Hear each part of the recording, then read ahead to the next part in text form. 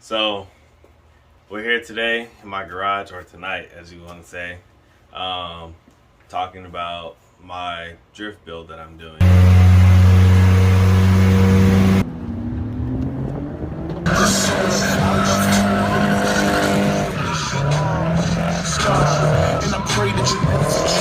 People get discouraged when it comes to building cars because it takes so long.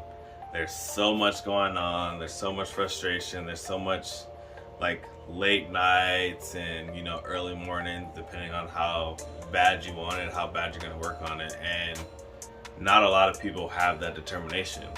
Me, drifting is not just a hobby. It's more or less a lifestyle, and it keeps me going. It connects me better to people that I know. It connects me to my friends. It connects me to family.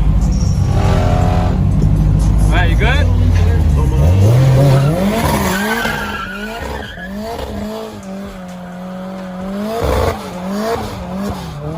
Because you meet so many people, and in the whole community, it's like one big family. So it's not just me versus that other person, or me versus like 3 other people. It's always like, hey, I'm at the track. Oh, my car broke. I need, this part. Oh yeah, let me see if I have it. Or, maybe so-and-so has it. Or maybe we can help you find this part to get you back on the track. And in a lot of other events and stuff like that, people don't like to help. So I like the family aspect of it.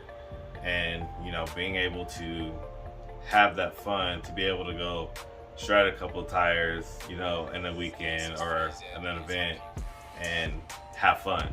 That's why I like it.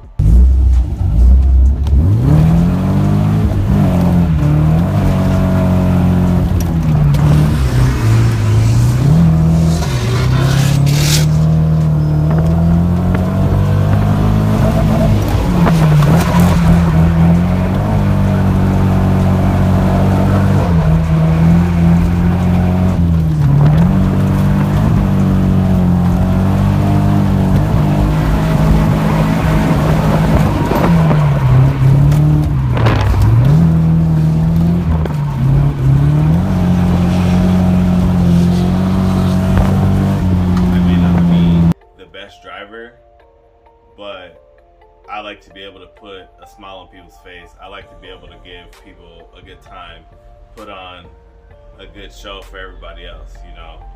So if somebody can come out to the track and say, hey, that guy's out there like knows what he's doing, then at the end of the day, like maybe I may not hear that criticism or I may not hear that encouragement, but it makes me feel good to know that I'm doing something right that other people can't do. Right. So that's kind of why I do it. That's why I keep doing it. Living in Southern California, I feel like the automotive side of things, or like as far as like work and stuff like that, it's always going to be there. Everybody's always going to need some type of automotive work done, whether it's a race application or a daily driver fix. So the work side of it is always going to be there, but as far as like racing and emissions and how our laws are stacked up, I feel like that can go away pretty soon, just because like you hear all this stuff in the news that they're changing. Oh, we need to have electric cars by throwing date out there 2025, and it's like, so what does that leave for everybody else? What does that leave for the guys who already have their track builds or their cars that they drive off track, or on the track? Yeah. What does that leave for those people? Like, are they supposed to scrap those cars? Because there's always been talks about scrapping those cars, or like, I know they're race cars, but they're not illegal to be driven even on a racetrack, so it's kind of hard to really say, but I believe that it might go away. And then especially you got the guys now that are doing takeovers and doing intersection stuff and stuff like that, so it makes it harder for us as enthusiasts to actually go out and just want to drive our cars and just enjoy our cars. So like with me, it's like I'm spending all this time to build this thing, and then now I don't even really want to drive it on the street. I don't even really want to drive it to the track event that I have to go to. Run the risk of losing it pretty much. Exactly. So I'll run the risk of, you know, getting pulled over, getting a ticket, getting impounded, getting state ref. Then it's like, what am I doing at the end of that? You know, it's like I built this car for what? Yeah. You know, and for people to ruin that for us, it kind of sucks. I mean, California has been basically the car capital of the world. Everybody wants to come to California because the car scene here is so big. It's great. You know, anywhere else you go, it's probably not as great. I mean, don't get me wrong, I've never been to any real states that have a car culture, so I couldn't really tell you. But from what I know and from what I hear, California is the biggest, best place to be for car stuff. All right, so what I am building is a 95 Nissan 240SX. You know, it's kind of the desired car that everybody wants. For me, I decided to stick with the whole grassroots aspect of it, which is why I have this motor here, which is a K824 DET, which is a turbo, so it's a 2.4 liter turbo. You know, it's a fun car to drive, and it should be pretty reliable. I mean, I can do a V8, which is obviously reliable. I can make all the power I want with that, but it kind of takes the fun out of driving. It's like a cheat code in a way, huh? Exactly. So it's like you're playing a video game like you play fucking Grand Theft Auto. Yeah. And you enter a cheat code, bro. You get all the money, or you get all the guns, or you get all the cars. You know, it's kind of the same thing as in the car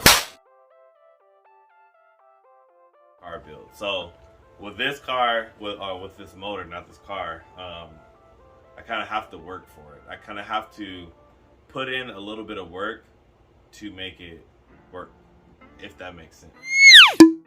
You know, so I have to drive the car to actually get the results that I want, versus with a V8 or a 2J like that, you know, that's kind of lazy. I mean, if I were to be competing and trying to go pro, then of course I'd put a V8 because it's the easiest source of power that you can get.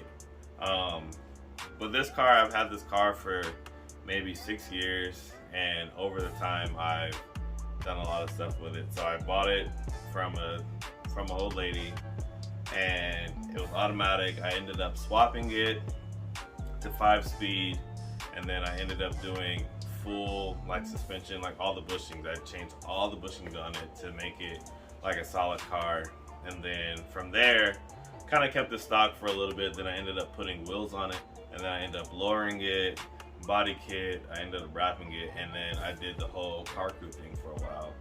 And at that time, when I first got this, I also had another 240, which is a 94, or as everybody knows, the S13 Coupe. So I had that car, so I was like, yeah, I don't really want to track this car. I'll keep this car as a daily driver, keep it nice. You know, I'll do all the suspension, make it work if I need it to work, you know, so. And then I eventually ended up blowing the motor up in this, so I had the, you know, my drift car sitting here, took the motor out of that and put in my daily driver, and then my drift car at that time sat. So after it sat, I ended up selling it, getting rid of it, because my S14 was farther along. So I was like, okay, I had all the suspension, angle kit, everything that I basically needed it to do when it came to going to the track. So from there, after I got everything done, I ended up, you know, putting a bucket seat in it, just because I'm tall and I don't fit in a lot of cars. You know, I'm 6'1". Yeah, that's probably not that tall to some people, but when it comes to racing and being in a drift environment, you kind of need a bucket seat to lower your center of gravity, to give you the head space that you need between the roof, or if I had a roll cage, between the roll cage and stuff like that, so I don't hit my head, don't knock myself out. Other than that, I kept the car stock for a long time. It had some issues at one point, then I ended up saying, you know, forget it, put the turbo on it. So I put the turbo on it, ran that for a little bit, blew that motor up, built it again, put, you know, forged internals, blew it up again, and now this is where we are. This is version 3, I guess you can say, of this motor. I've learned a lot building this thing, and I can't complain. It's been fun. I've done a lot to the car. Like, I stripped the whole engine bay down, took all the seam sealer out. I welded every seam in the engine bay to make it stronger, make it stiffer. And as far as paint, I ended up painting it Celestial Pearl White by House of Color, and then I used 3 different colored flakes to give it the pop that it needs, you know. So if you're standing there looking at it, you'll see the flakes in certain angles, but once you see it in the light, then it's like, wow, like, this thing's like pretty dope. And then I kind of wanted to go with the more sleeper look, so I ended up doing a wire tuck. I tucked all my fuse boxes and everything under the dash inside the car, so you look, all you see is the engine harness. Like, you rarely see that, but that's all you see.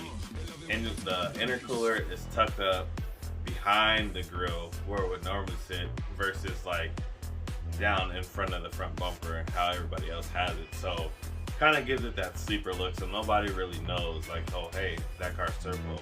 I don't have to worry about people like, hey, let's go race this guy, or hey, let's go pop this guy's hood, or let's go do this, let's do that, you know. So keep it kind of sleek, and especially like with the interior, kind of same thing. I have full interior still, minus the carpet.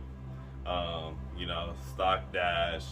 I have an aftermarket like gauge pod, I guess you can call it, with 3 gauges in it, and that's probably the only thing that you'll see. Like, okay, this car maybe has something done to it, but it could be fluids, you know. So my thing is, keep it clean, keep it grassroots, and just go out and go have fun.